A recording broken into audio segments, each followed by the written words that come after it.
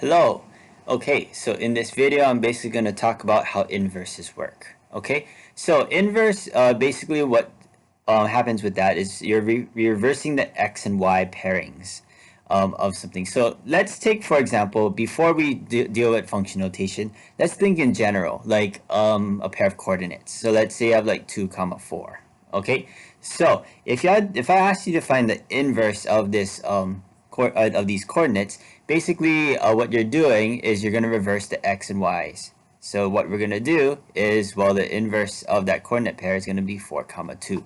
Okay, but if I asked you in terms like of a function, so f of x is going to be a function, you use this notation here. If we see something with a -1, that would represent notation for the inverse of a function. Okay, so let's say I first take an example. So I'm just going to erase this, don't need this anymore. Let's say this example that I asked you, let's say I asked you to find the inverse of f of x equals x plus 1 over 6. Okay, so first what we're going to do is we're going to substitute y for f of x. So this gets substituted into there, if that makes sense. So it's going to be y equals x plus 1 over 6. Okay. Step 2, we want to switch the x's and the y's. Okay, so we're going to change this around. Okay, so we get x equals y plus 1 divided by 6. Okay, step 3, what we want to do is we want to solve for y. Okay, so in order to isolate y by itself, what I see is we need to get the 6 out of the denominator. So I can see we can multiply this the right hand side by 6, and we can multiply the left hand side by 6. By doing so, the 6's will cancel, so we get 6 times x equals y plus 1. Okay, we still want to get y by itself, so we're going to subtract 1 on both sides, so this cancels. Well, the 6x and the -1, they're not like terms, so this is 6x minus 1 equals y. Okay, so this is generally what we did. We solved for y. If we wanted to, we can reverse the order of the equation.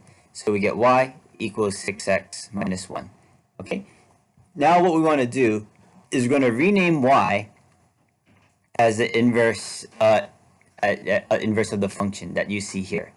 Okay, and that's basically what we're going to do here. So we're going to substitute that right there. So that basically says, so the inverse of x, yeah, so this is going to be 6x minus 1. Okay, so that's generally how you'd find the inverse of this particular function that you see there. Okay, so that last step, make sure, yeah, you change the y's into what you see there, f inverse of x. Okay, so let's go ahead and let's take another example. Okay, so I'm going to just erase what we have here, and we're going to start all the way from the beginning again. Okay, so let's say instead I give you something like 4x cubed. Okay, so if we want to find the inverse of this function, so just like I told you earlier, we want to substitute y for f of x. That's what we're going to do here. So y equals 4x cubed. Next, what we're going to do is we're going to switch x and y. So if we're going to just switch x and y, this is x and then equals 4 times y cubed. Okay, then what we're going to do is we're going to solve for y. So in order to solve for y, we need to isolate this expression. So what I see is we can divide 4. 4 is a cancel. So what we get is we get x over 4 equals y cubed. And then in order to get rid of this cube, recall from unit 0, so we can take this thing called a cube root. Okay, so just like if it was a square here, you take a square root to get rid of the square. If you see a cube, you want to take a cube root. Okay, so we're going to take the cube root both sides. Basically this cancels with this, and what we're left with is the cube root of x over 4 equals y. So in other words, if I were to change the order of this expression, if I change the order of this, oops, this is basically y equals the cube root of x over 4. Okay, our last step that we want to do is we want to rename this y here.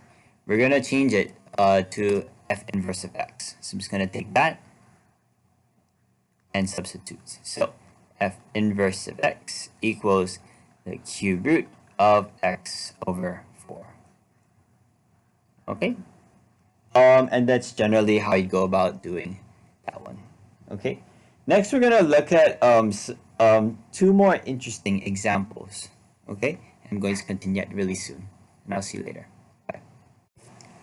All right, okay, so let's continue. Okay, so let's say we want to find the inverse of this particular function that we have here. Okay, so based on the steps that I showed you earlier, first step what we want to do is we want to replace f of x with y. So this is going to be y equals x plus 2 divided by x minus 2.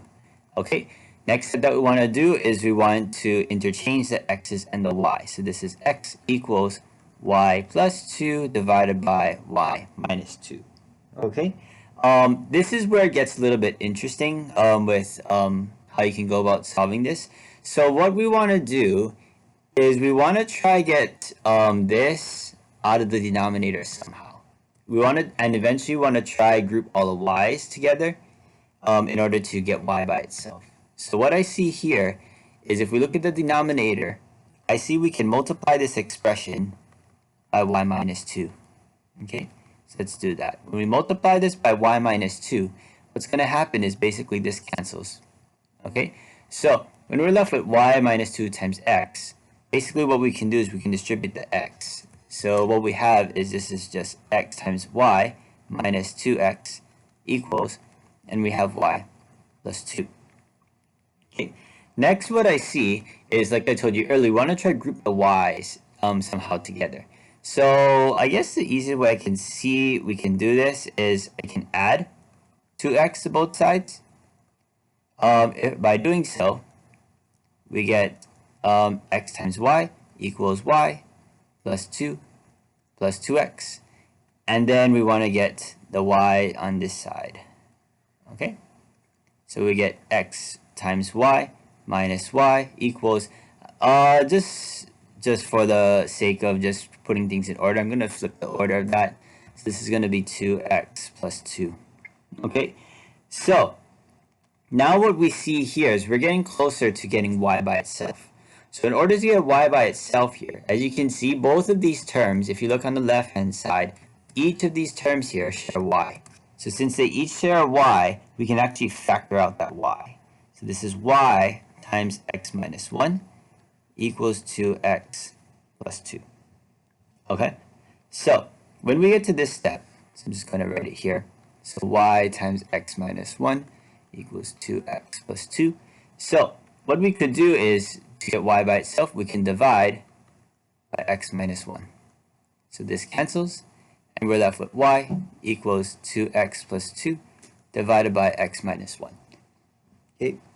Then, now that we've gotten y by itself, now what we want to do is we want to replace that y with the inverse.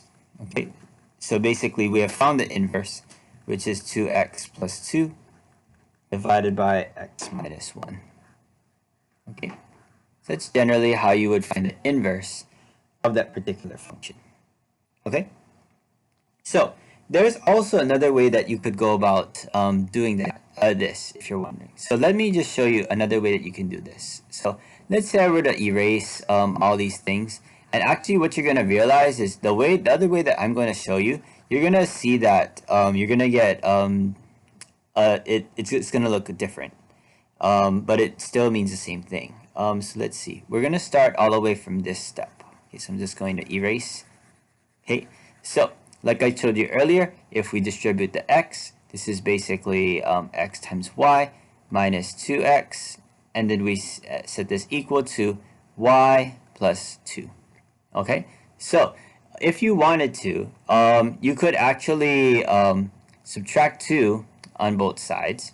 Okay, so if I subtract 2 on both sides, this is basically x times y minus 2x minus 2 equals y. And then what we can do is we can get this on the other side, we want to try to just group the y's together. So you can subtract xy. Okay, so we get negative 2x minus 2 equals y minus xy. And then what we have here, you see there's a y here. We can actually factor out that y. So if I were to go ahead and do that, if we factor out a y, because each of these terms share y, this is basically y times 1 minus x. Okay, I'm going to go ahead and write this on the side here so you can kind of see that. So negative 2x minus 2 equals y times 1 minus x. And then what we can do is we can divide. We can divide by 1 minus x. Okay, so we can divide by 1 minus x, so this cancels. And what we're left with is negative 2x minus 2 divided by 1 minus x equals y. Okay, and now I can see some of you questioning, like, okay, wait, how does this even look like this? Okay, so if I were to multiply this expression, so if we just change it, if we multiply by negative 1 over negative 1, okay, basically what's going to happen with this, if we do so, if we distribute this, this is going to be a positive 2x plus 2, and if I distribute this, this is basically negative 1 plus x. If I change the order of this, then this becomes this. Okay, so either way that you go about solving it, either form is acceptable. But of course, in the Google form, I'm only going to show you one possible option. So you're going to have to figure out which option that is. But if it doesn't match up the way you are hoping to intend, it might help to multiply top and bottom by negative 1, divided by negative 1, and you might be able to figure out by process of elimination. Okay. Or you could actually do it, and yeah, you should be able to get it that way as well. But anyway, so what I'm trying to get at is, yeah, any of these are going to be valid. And this, like I told you, this y is going to change to a f inverse of x.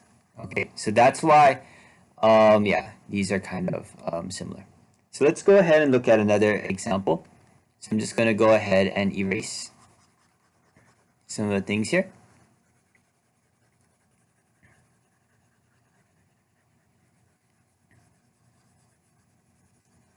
Okay, so the next example looks something like this. Find the inverse of f of x equals x divided by x plus 3. Okay, so first step that you want to do is you want to replace f of x with y. So this is y equals x divided by x plus 3. Okay, now we want to just reverse the orders of the x's and the y's. So this is x equals y divided by y plus 3. Okay, then what I see is we want to try to get this out of the denominator. So I see we can multiply this by y plus 3. Okay, and we can multiply this by y plus 3. This cancels, and if we distribute this x, basically what we're going to get is x times y plus 3x equals, since this cancels, we're left with y. Okay, what I'm going to do is I'm just going to subtract y on both sides and subtract 3x on both sides. So this is x times y minus y equals negative 3x. If you guys are having trouble figuring that out, basically just go ahead and subtract 3x on both sides and then subtract y after that. Okay, I'm just skipping some steps because I think you guys can get there. Okay, so now what we want to do is, since we have a y that is shared in each of the terms here, we can go ahead and factor out a y. So this is y times x minus 1 equals negative 3x. Okay, to get y by itself now, what we want to do is we're going to divide by x minus 1. Okay, and what's going to happen is basically this cancels out with this, and we're left with y equals negative 3x divided by x minus 1. Okay, now that we've gotten this step, now that we've gotten y by itself, our last step that we need to do is we need to go ahead and change that y to f inverse of x, and that's negative 3x divided by x minus 1. Okay, so that's generally how you would find the inverse of a particular function. Okay, Please let me know if you have any questions on this, and I'm going to go and show you something else as well. Okay, bye. All right. Okay. So let's give you a little bit more context if you're wondering just about inverses. Okay. So let's say I've given this example. What all we're doing is we're just reversing the x's and the y's. Maybe I'll write that here. So reverse the x and y pairings. Okay. So all we're doing is just flipping this around. That's how we get this. Okay. So if I gave it to you in this form here, basically what we get is, well, the x's become the y's and the y's become the x's. So this is going to be 0 and this is going to be 1. Not very hard. It's just this part and this part. Okay. So that's basically if I gave you some sort of thing that looks like this. Okay. So if I gave you a function, so let's say I gave you a set of 4 coordinates, okay? So the set of 4 coordinates, basically what we're doing is we're going to just switch the x, y pairings for each of these, okay? So the first one is, so when we flip this around, that's how you get -2, comma, -4. So this is going to be -3, 0, and this is going to be 2, 1, and this is 1, 4. You're literally just switching around the x, y pairings, okay? Now, let's say I were to plot these new points that we have. So -2, comma, -4 is going to be right here. -3, comma, 0 is right here. Okay, 2, comma, 1 is right here. And 1, comma, 4 is up there. Okay, so if you look in particular at what we graphed, okay, so the next question in the bottom asks, well, what do you observe about the graphs of the function and its inverse in relationship to the line y equals x? Well, this is technically a reflection, as you can see. You can just kind of tilt your head on the side a little bit, but basically what you see here is just a mirror image of those dots reflected along the line of y equals x. So I'll just put something like that. So reflection across, yeah, y equals x. Yeah, and that's it. Okay, so please let me know if you have any particular questions on how this works. There are some Google form problems, I think just a few, that go from straight to this, or from here to this. Very simple. Okay, so let me know if you have any questions at all on how that works, and I'll see you later. Okay, bye.